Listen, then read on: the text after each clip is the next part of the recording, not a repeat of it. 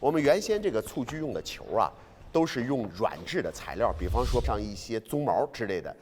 可是到了唐代，一个有趣的现象就是唐代出现了气球，也就是说皮革这个中间充气，这样的球跟现在的足球非常的接近了。另外一个就是分成2队来进行比赛，并且呢带球门，2队都要把球踢到对方的大门里边去，这样子的比赛方式就非常接近于现代的足球了。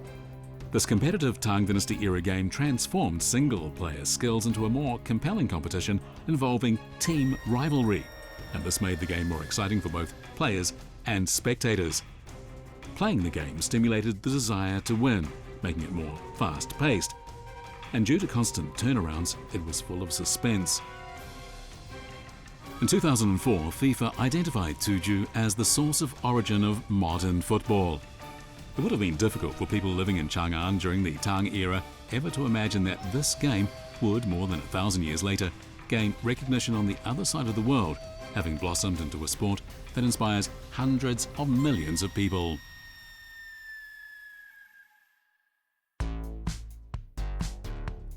Italy shows everyone in the world which country in Europe is the king of football. The craze the people of Rome have for the game is almost fanatical. On even days, men and women, old and young alike, flood into the streets and head in the same direction.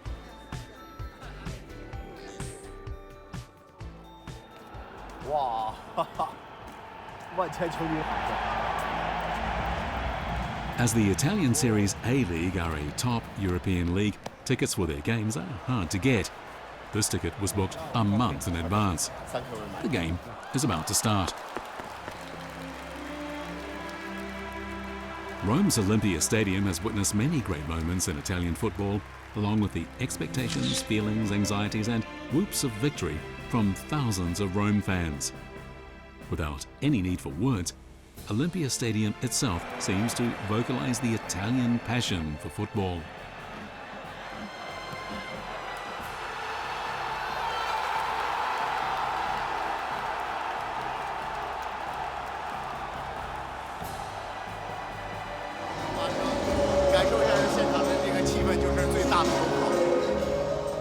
From its origins more than 1,000 years ago, the charms of the ancient game called Tuju have transcended time and space to inspire people through the football of today.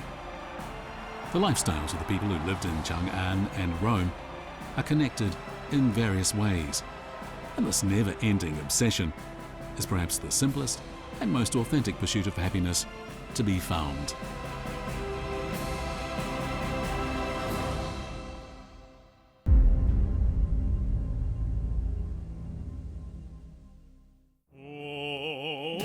We shouldn't think that we today have a more amazing social life than people had in ancient times. Thousands of years ago, there were roaring cheers in the streets of Rome, while in Chang'an, there was the deafening noise of drums. People in ancient times may well have enjoyed greater spectacle than we have today. So, what kind of amazing spectacles would people living in those days have witnessed? The Colosseum in Rome is the most magnificent monument built by the Roman Empire that remains standing, and it draws countless tourists all year round. Looking at these relics, one can't help thinking about what people came here to see.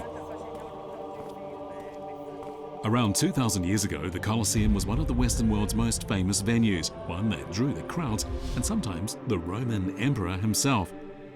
The Roman world's top gladiators would compete in the arena, and they were the sports superstars of their day. With each strike and every movement, they could count on praise from the crowd cheering them on. However, this is not the whole story. The Colosseum is very similar to the large stadiums of today. Its structure was designed to accommodate tens of thousands of spectators, but it functioned as more than just a stadium. The Colosseum's less famous name was the Flavio Amphitheatre. It was a giant stage that was worthy of its name. It was here that Roman emperors unveiled massive spectacles before their subjects for their entertainment.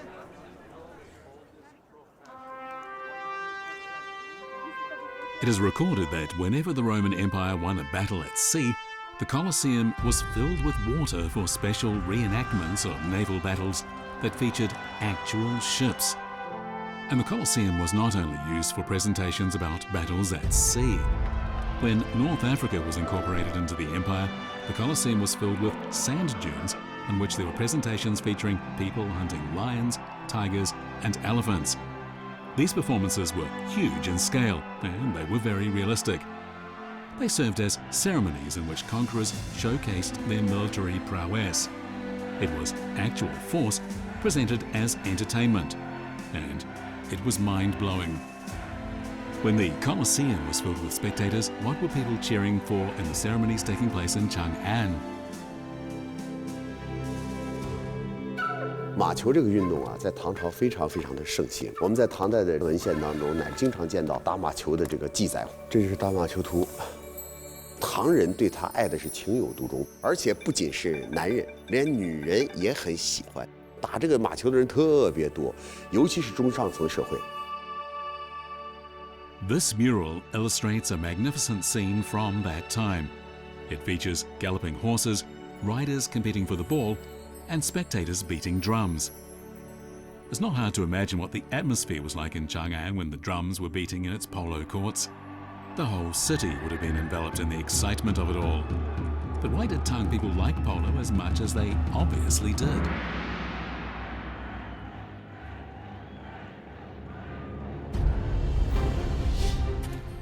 This group of sculptures conveys an important message. It was the Tang Dynasty emperors who promoted polo, and they did so to the point where it became a festival of entertainment for all the people. However, unlike the ancient Roman emperors who enjoyed watching spectacles in the Colosseum, the Tang Dynasty emperors actually took part in the polo matches. Of the 21 Tang Dynasty emperors, 11 were masters of the game, and 2 actually died while playing it.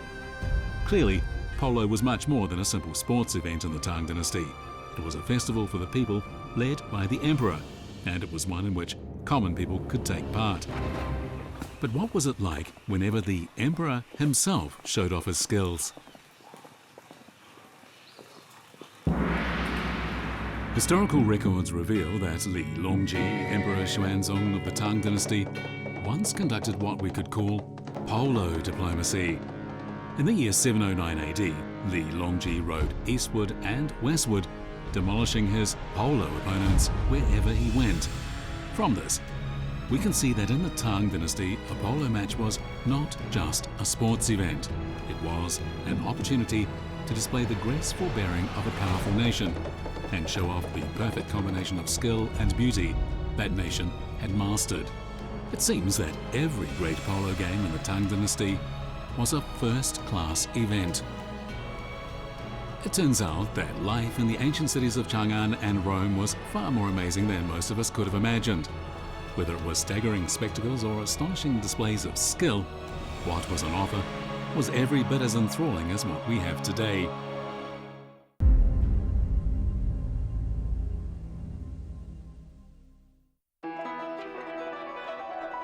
What is the first thing we need to do every day in the morning? No matter where you live in the world, be it in the East or in the West, the answer is always the same. A visit to the toilet. It's one of life's most basic requirements. However, thousands of years ago, this now inconsequential daily routine would not have been so trivial.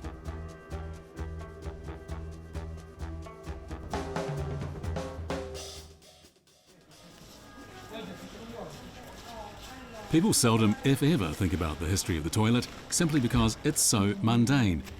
But when you come to Italy, it's worth thinking about. Some people claim that this apparently trivial domestic amenity guaranteed the historical continuity of Rome for thousands of years. Can that really be true? 哦，这就是古罗马的厕所。这是一石条，应该上面原来搭的有各种木板，这个地方带凹槽的，应该有10件的这个镶嵌关系。这整个设计其实关键是这种排水道系统，水是从这边进来的，整个都是一圈儿，那个地方应该是一个排水口，然后从那个地方排出去。这个面积大小足够容纳10几个人同时如厕。 One can only marvel at this sewage system created by the ancient Romans thousands of years ago, as it still looks very efficient today. At these more complete toilet ruins, we can see that the slates above the sink clearly indicate how the toilet was to be used, isolating the interior of the facility from the outside and keeping it sanitary. The system used flowing water to flush out sewage, greatly reducing the manpower required for its cleaning and maintenance. Consequently, this kind of toilet could be found in every corner of the Roman Empire.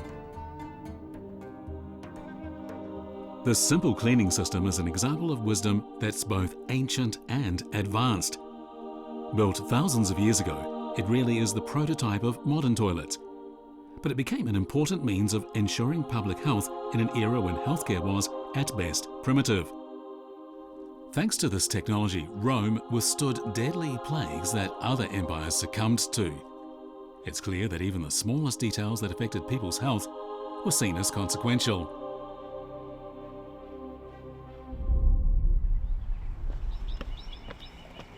In the ancient book Anecdotes from Court and Countryside, which chronicles Tang Dynasty life, there's actually a legend about using the toilet.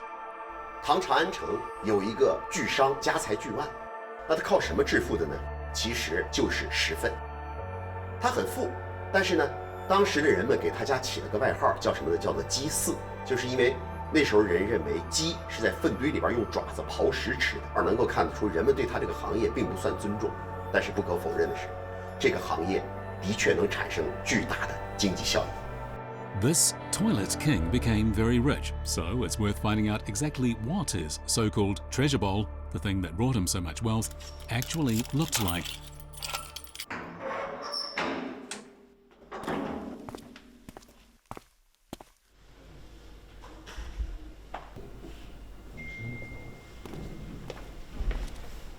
刘老师，这是我们单位近几年征集的一件汉代的釉陶猪圈。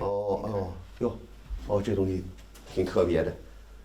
汉代的厕所模型见过好几个，但是这个场景呢，应该是第一次见。厕所和猪圈呢合在一起的，这个是在汉代流行开来。对，这种结构在汉代应该是蛮常见的啊。 The ancients referred to this kind of toilet using a word that is the equivalent of lavatory. Historical records show that it can be traced back more than 2,500 years to the Spring and Autumn period and Warring States period. There are in fact quite a few writings about this. 这样的一个造型呢，有利于人的粪便，还有是牲畜的粪便囤积在一起。他们觉得这个东西脏得不得了，但是庄稼一枝花，全靠粪当家呀。 As people of an agricultural nation, the Chinese have long collected manure because after it's been spread over farmland, it can promote crop growth. Only with fertile land could the ancient Chinese overcome countless natural and man-made calamities and provide their ever-growing number of descendants with enough food.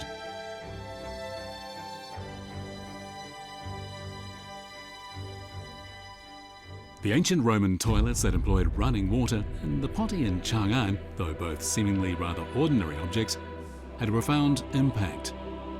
In both the East and West, these seemingly trivial things that are so much a part of our everyday life are really essential things that first developed long ago.